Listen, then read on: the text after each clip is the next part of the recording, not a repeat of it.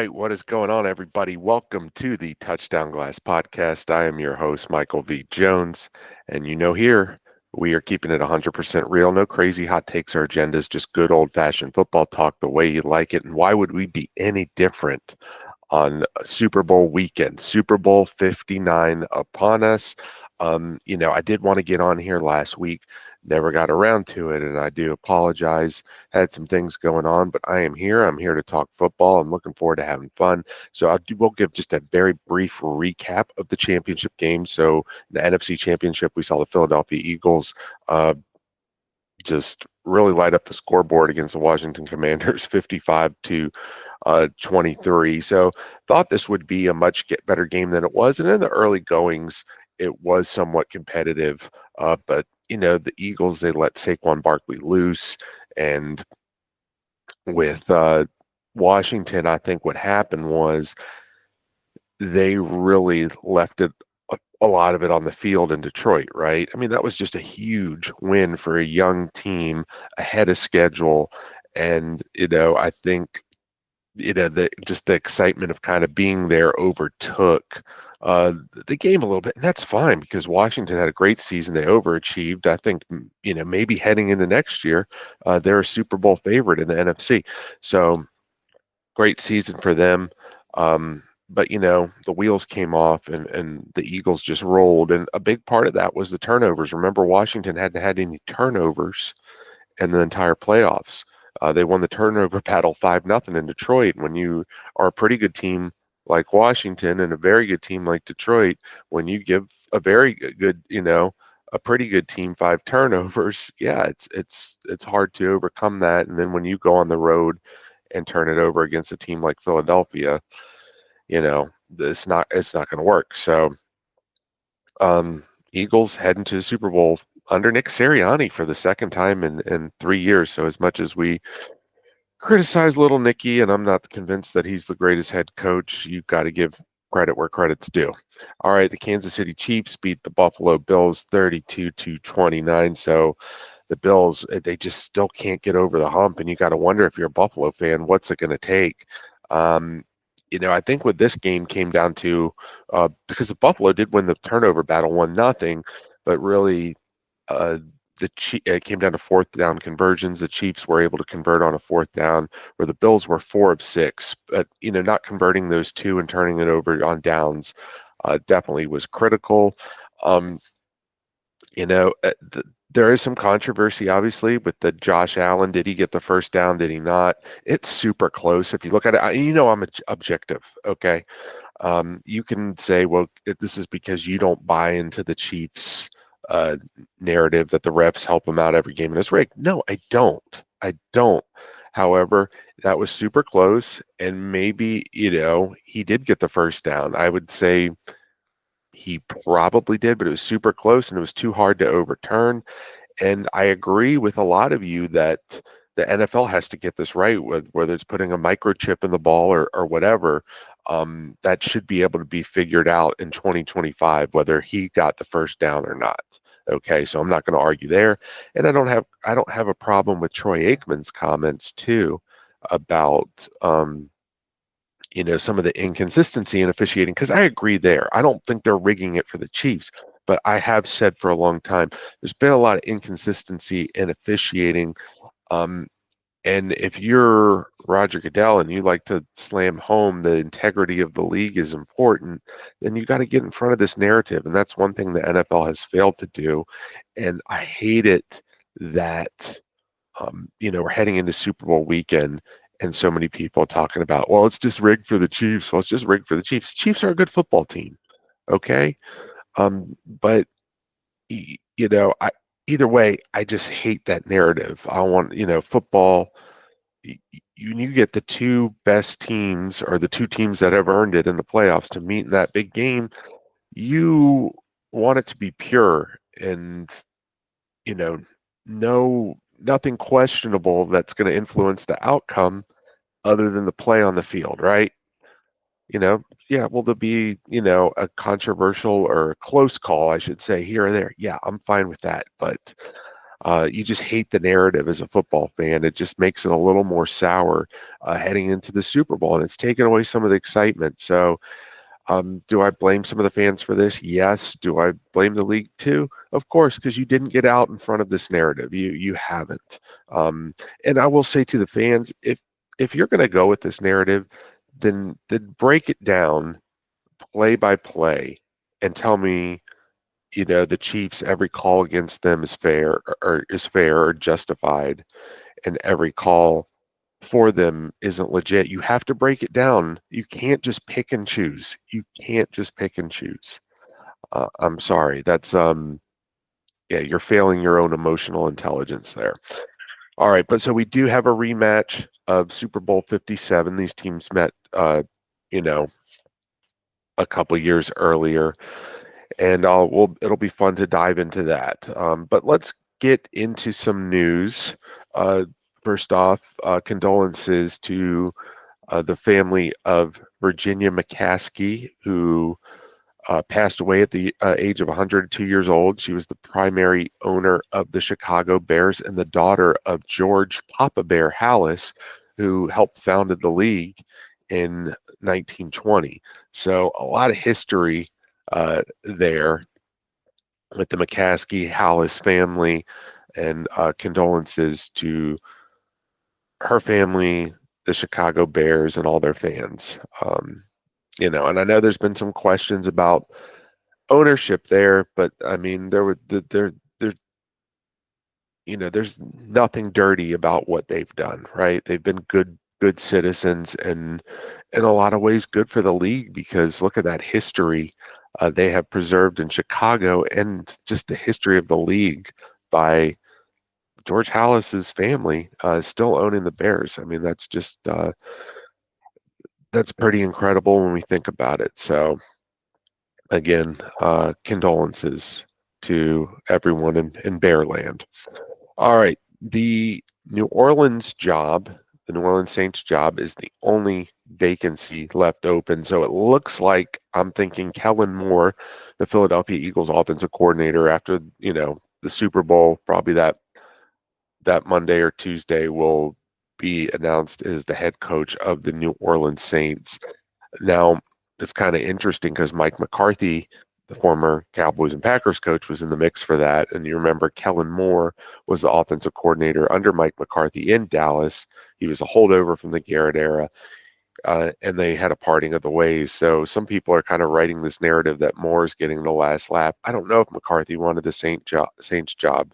Apparently, McCarthy said, "I'm taking my name out and waiting on 2026." So I don't know, but Kellen Moore will likely be the next head coach of the New Orleans Saints. So interesting to see what happens in the Super Bowl, right? If the Eagles are on fire offensively, or they have an off day, people always remember the last thing, which is total bogus. But I'll be excited for Kellen Moore to get this opportunity. Been following him since he's been a quarterback at Boise State, and he's had quite a journey. And as a Cowboys fan, I think it was time for him to move on from Dallas, but I didn't hate him as much as the other fans do, and hope he does well in his next venture. So the league is expanding internationally. So there'll be games in Dublin, Ireland, and Madrid, Spain next year. It looks like the Pittsburgh Steelers slated for Dublin, which makes sense. Their late owner Dan Rooney was an ambassador for Ireland at one point, and Miami, Madrid. That just goes together. I'm not sure if there's a tie there, but yeah, they're expanding internationally. Uh, the the Rams in 2026 are slated for a game in Melbourne, Australia. Now, does the league expand to 18 games now? We know there's talk of that. I don't have a problem with an international game sprinkled here and there, even if it's in the regular season. But I don't know. I think they're getting too crazy happy with it. And if it goes postseason or Super Bowl, I mean, we're going to go with torches and pitchforks, because this was one thing that'll unite the country, is having the Super Bowl here. I mean, we could really bring the country together by the NFL threatening to bring the Super Bowl overseas. They've kind of put it out there. It's a possibility. But if there is real steam, then let's unite this country and go after the Goodell and the owners seriously. But I guess we'll get to that bridge, when it's time to cross it. All right, let's go over the NFL honors and awards. So Josh Allen got the MVP, and this is very interesting. I really thought he was the MVP because I still view MVP as most valuable. And what happens is it's kind of become like a Heisman, right? Most outstanding in that sense, right? The guy that had the best statistics and kind of combined with signature wins. But where would the Bills be without Josh Allen? I mean, he can carry that team on his back sometimes, and he's just unreal, right? There's nobody like him. I know Lamar Jackson, there's nobody like him either, and he had a better season statistically probably. But you also have to factor that he had Derrick Henry in the backfield with him, right? And I'm not taking anything away from Lamar Jackson because he was able to take full advantage of that and have a great season. But for him to have Derrick Henry and Josh Allen has James Cook, which is a very good running back, not quite Derrick Henry. And the Chiefs really, if you want to count that last game against Denver where they rest everybody, that's your problem. But the only really competitive game they lost this year was against the Buffalo Bills, and in Orchard Park. And Josh Allen, I mean, that fourth, I think it was like 4th and 1, and he ran for like a 20-yard touchdown or something, carrying people in the end zone. I mean, that to me was the game that won him in that moment, won him the MVP. So I love that he got MVP. Lamar got first team All Pro, and Joe Burrow got comeback player of the year, who I wasn't really thinking that because you just think Joe Burrow, he's great. But he did injure himself last year and came back and had a magnificent season statistically. Unfortunately, he didn't have a complementary defense uh, to go with what he was able to do on the field, and the Bengals were unable to make the postseason because, dang, if they did, things may have been very interesting. But I guess that's neither here nor there. So we saw three great quarterbacks all get their due in some way, right? Lamar Jackson, first team All Pro, second year in a row for him. Josh Allen getting his first MVP, and Joe Burrow, I think, comeback player of the year for the second time in his career. So awesome. Coach of the year, no question, Kevin O'Connell. Okay. He had, I'm going to say it again, the off season from hell. He won 14 games with Sam Darnold at quarterback. None of you had that on your bingo card, or Sam Darnold making the Pro Bowl over Patrick Mahomes, even though the Pro Bowl is a joke. Come on. Okay. So, yeah, this guy is one hell of a coach, and I'm interested to see what they do at the quarterback position next year. Do they go all in with J.J. McCarthy, and are they able to maybe bring in some other pieces? Because, you know, Detroit's lost some coaches, and I think Chicago will be improved. They're figuring things out. Green Bay will be there, but how good can they be? If the Vikings can make the right moves, they can maybe be something in the postseason instead of just a regular season juggernaut. All right, offensive player of the year, Saquon Barkley. Yeah, totally. What he was able to do. I mean, some people said, well, let him go to Philly. He doesn't have as much gas, and he's past his prime. Oh no, he is right in the thick of his prime. He's at the peak of his prime with that offensive line and a quarterback like Jalen Hurts that can also run out of the backfield. I mean, he's in hog heaven. And for him to have a 2,000-yard season, and it's a shame we didn't get to see if he could have broken Eric Dickerson's single season rushing record. But I obviously I can't root for the Eagles. Being a Cowboys fan, and I just can't stand their fan base. Not you great Eagle fans that I love. You know who I'm talking about. But this is a magical story, a magical ride for Saquon Barkley, and if he gets a ring out of it, I really will feel good for him. All right, defensive player of the year, Patrick Surtain. So a lot of people have been saying, well, a defensive back cannot win the defensive player of the year award anymore. It goes to like a pass rusher. And the problem was with the pass rushers, I think Aiden Hutchinson was on pace to win Defensive Player of the Year before he got injured. I mean, remember he had a bunch of sacks just in the first, several weeks and looked like he was going to win that sack title and, have a real shot at Defensive Player of the Year considering how well Detroit played. But obviously the injury in Dallas ended his season. That was the end of that. Myles Garrett, hell of a season, but, he was on one of the worst teams in football. TJ Watt, it had a great season, but I think he may have been injured a game or two. There was maybe some fatigue, and Pittsburgh ended up losing, like 5 games in a row to end their season. So, uh, yeah, Patrick Surtain led a great Broncos defense, and I don't have his stats in front of me, but he's, the real deal at corner. And yeah, I'm glad a defensive back won it because that gives hope to other defensive backs. And it's not, okay, this is just a pass rushing award like the MVP has just been a quarterback award. So I think that's really good for football. Offensive Rookie of the Year, no question, Jaden Daniels. No question. Even, they don't count the playoffs in this. Okay, obviously, if they did, it'd be even more of a runaway. But I just felt like and Bo Nix had a really nice season and what he was able to do for the Broncos and, his stats were really good. And I know people were trying to say, well, maybe Bo Nix should get this because some weeks his stats look better. No, but Jaden Special, and I'm not taking away from Bo Nix. Jaden Special, he had more, I feel like signature plays. There was more pop to what you were watching. So he's and I know the Broncos hadn't been in the playoffs for a while, but this Washington organization's been in the toilet for over a quarter century, and for Dan Quinn and Jaden Daniels and Terry McLaurin and all of them to for them to put this team together in year one and accomplish what they did, it's obviously nothing short of amazing. Jaden Daniels is the real deal. So I think I think he's in that second tier of quarterbacks right now, but in that in next year, I think he's entering the elite. I think he's going to be in there with Mahomes and Burrow and Allen and Lamar Jackson, those guys. I think those are your top quarterbacks, right?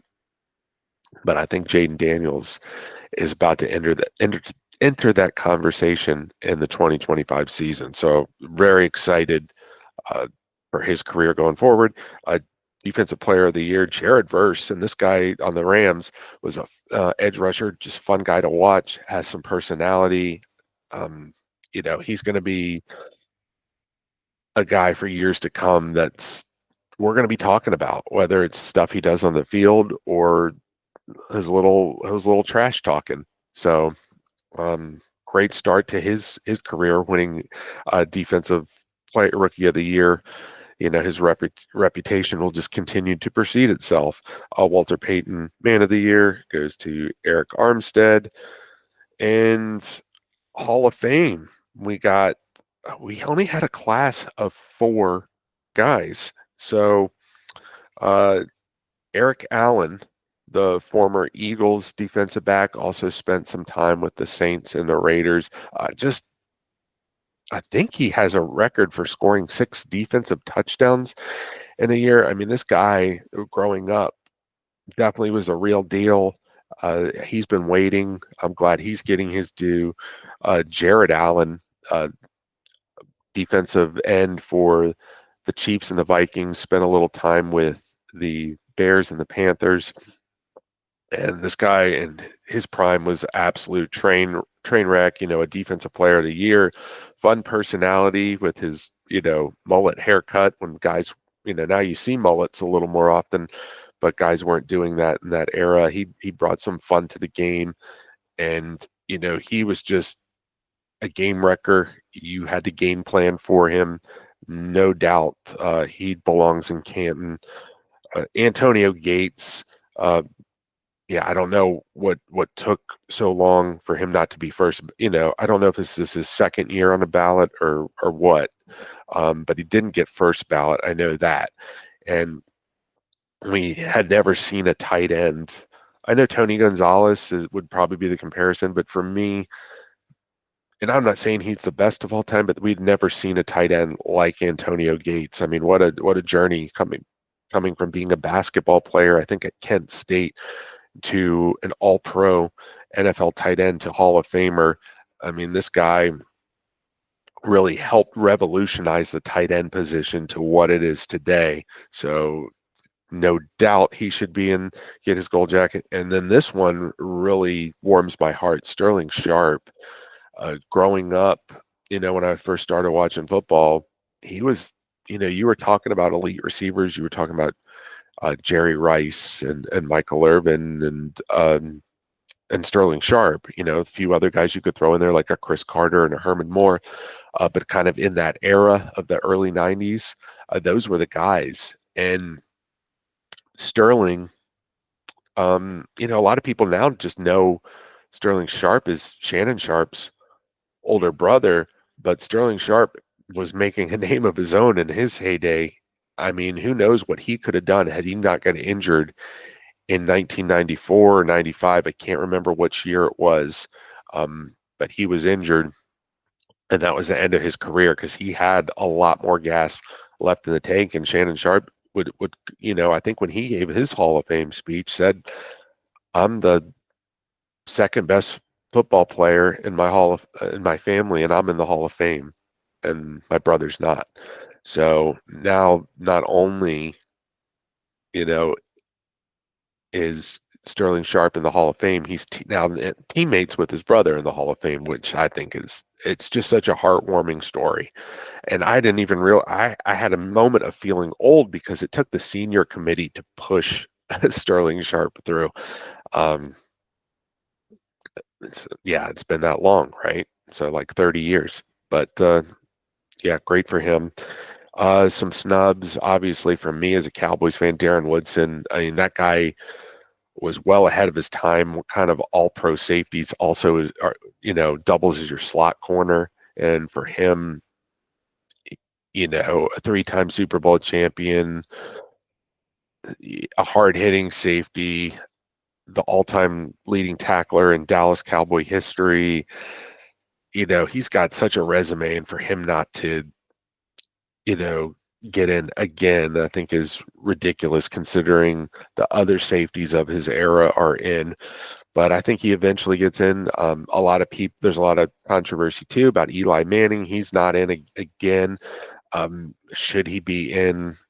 My thoughts. I just don't have him as a Hall of Famer. And his two Super Bowl runs were amazing. But those Giant teams, they weren't juggernaut teams. They barely made the playoffs, and then they got hot. And he played well, but he also had a complimentary. He had just wrecking crews of a defense, and I'm not taking anything away from him. He made some sick throws, but you know that those defensive lines for the Giants, I think, were kind of the key to their run both of those times. My late uncle used to say, Eli, he's either sugar or shit. He was very inconsistent. He led the league in interceptions, like I believe 4 times. Um, they didn't make the playoffs the majority of the years at his times in the Giants, and a lot of times where the NFC East was very weak. Um, he didn't have any other time he made the postseason. He was one and done. It was just I don't know the career. There's some cool things about his longevity, and obviously knocking off Tom Brady and the Patriots twice. I think he does get in. I will say that because just what those runs meant to the history of the game. But as far as being an elite quarterback, he was just way too inconsistent. I mean, you're going to kill me for saying this, but Tony Romo, throw for throw, was a better quarterback than Eli Manning. Throw for throw. Now he doesn't have those accomplishments that Eli does. So the only way he sniffs the Hall of Fame is as a broadcaster. You got to live with that. Um, but yeah, I don't know. I think he gets in though. Manning royalty. He won championships in New York, knocking off Brady and Belichick. He probably gets in at some point. All right. So now, interesting thing about this game before I dive into it, the president will be attending, and I'm not bringing up politics. I trust me, I do not want to jump into this at all. So I'm just kind of talking about this from an apolitical standpoint. The president, this will be the first time a U.S. president has attended a Super Bowl, which I didn't know that. I thought maybe, you know, at some point a president attended a Super Bowl, but this game's been around about 60 years, the Super Bowl game, and not one U.S. president has attended. So that kind of blew my mind, and it made me think of something I kind of like to do on some Super Bowl Sundays if I get around to it is watch the movie Black Sunday with starring Robert Shaw. You remember him as Quint from Jaws and Bruce Dern. So I watched that movie because it's about a terrorist plot to crash the Goodyear blimp into the Super Bowl and blow it up. So, and in the movie, there is somebody posing as the president, attending the game. They don't even have him in a box, so it's just a crazy thing. He's kind of like in the middle of the stadium, and of course, they're Secret Service, get the president out of there. And the cool thing about this movie, and I talk about it all the time, so I won't spend too much time about it, is there's real footage from Super Bowl X between the Pittsburgh Steelers and the Dallas Cowboys. They were filming, scenes while games going on in background. So you'll never see anything like that movie ever made again. So if you get a chance, try to check it out. Black Sunday, starring Robert Shaw and Bruce Dern. Okay, so let's get into the game itself. I did see one interesting prop bet. I'm not going to go over too many of them. They're like the same every year now. But what will happen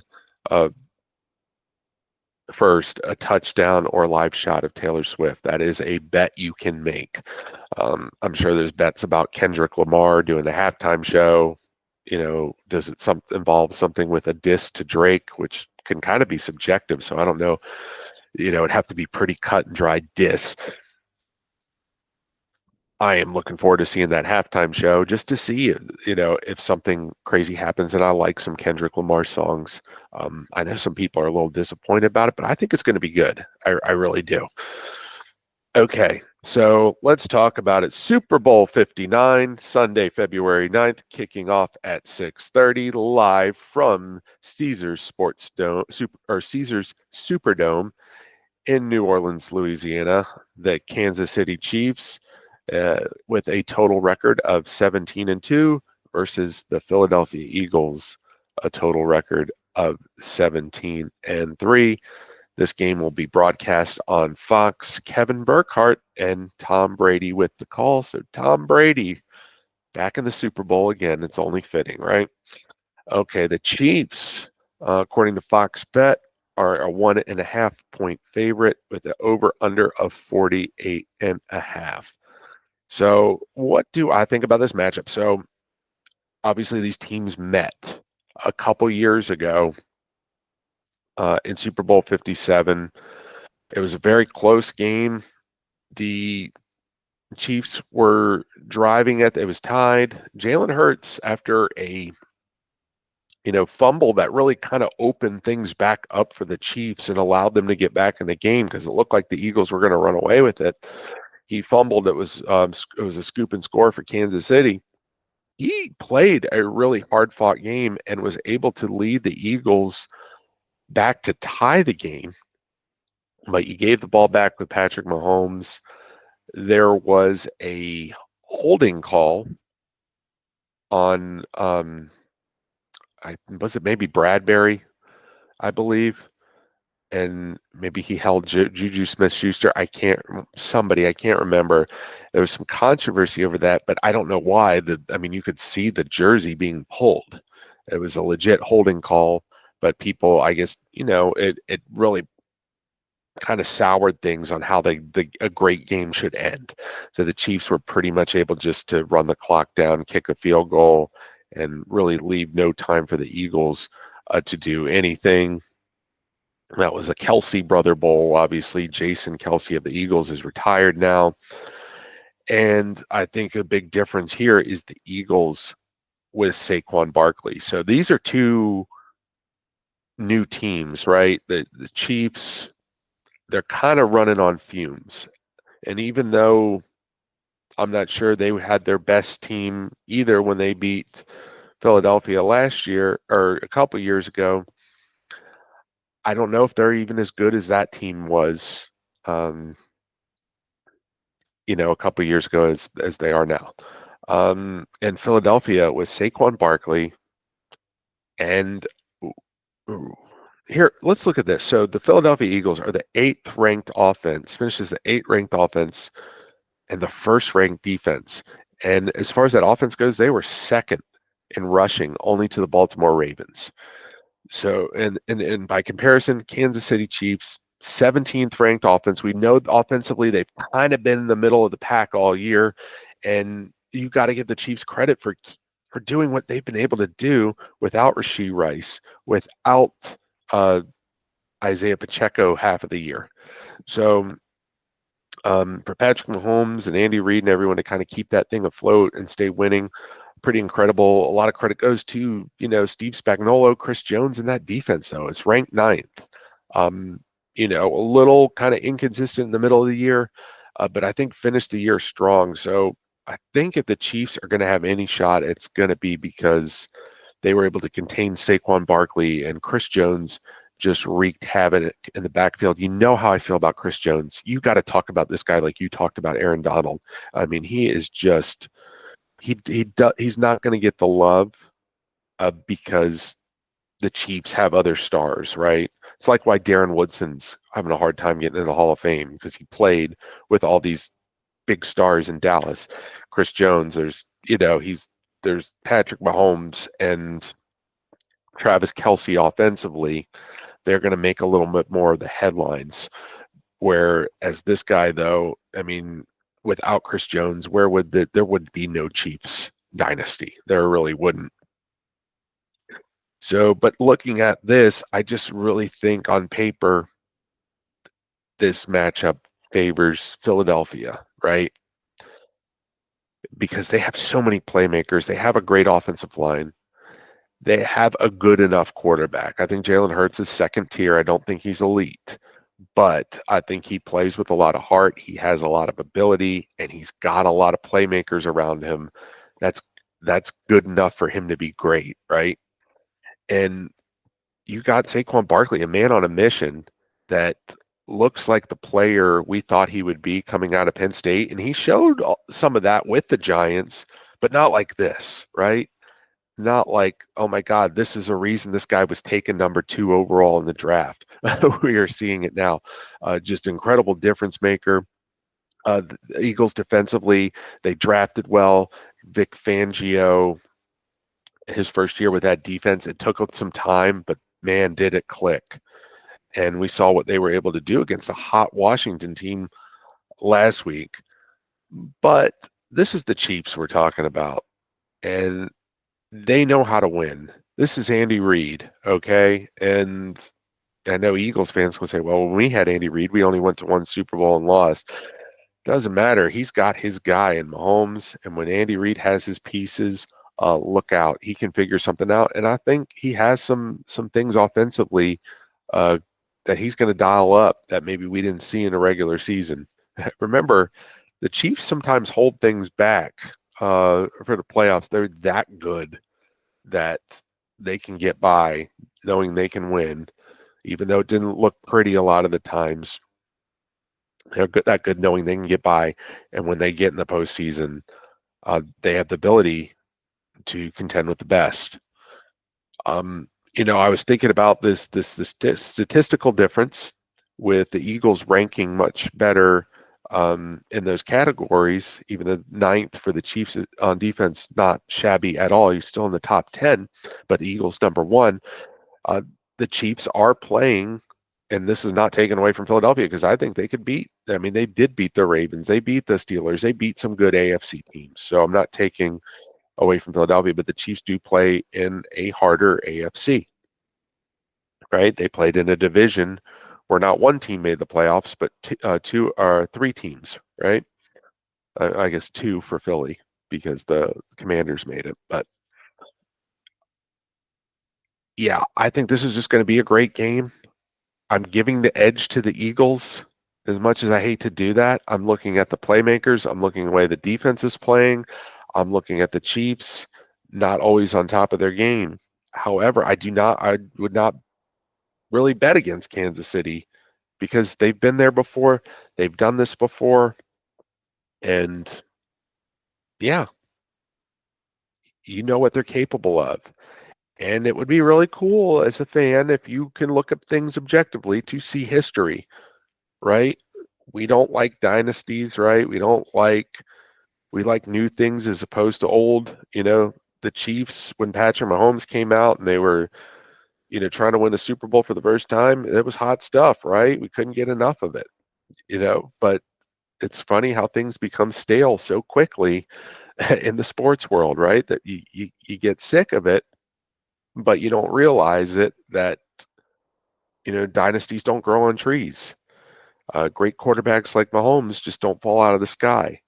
So if they are able to accomplish three in a row, what does that mean for the legacy of Andy Reid? What does that mean for the legacy of Patrick Mahomes? How much longer does Travis Kelce has? He says he's going to keep playing, but we see other tight ends for the Chiefs stepping up, and he's thinking about other things with his life. So is this his swan song? And on the flip side, what would it mean for a Nick Sirianni and a Jalen Hurts to win a Super Bowl? Obviously, I talked about Saquon Barkley. I mean, just this would be the icing on the cake. After the Giants said we're not going to bring you back, you go to rival Philadelphia and you have the season you had, a 2,000-yard season and Offensive Player of the Year award, and now a chance to be a Super Bowl champion. They drafted Saquon Barkley number 2 overall because they thought Eli Manning still had some gas left in the tank, and now he's got Saquon to hand it off to, and everything's kosher, and it never worked out that way. So a lot's on the line, legacy-wise, and how this is going to shape, the history of the game for this era. Howie Roseman for the Eagles and Mr. Lurie, Jeffrey Lurie, the owner, deserve a lot of credit uh, for the way they've put this team together. For the, I'm not the biggest fan of Nick Sirianni, but the coaches that they brought on staff really was a quick reload for this team after having a hot start last year and very disappointing ending that they were able to get back to the Super Bowl. So you've got to give a lot of credit to them. All right. Well, really, that's all I got for the game. I hope whatever you're doing, it's fun. Um, you know, whatever you're making is good to eat. Be safe, be smart. Don't drink too much. Don't gamble too much. Have fun with your loved ones and enjoy the game, everybody. And we'll talk next week and talk about the aftermath. I'm excited about that. Take care.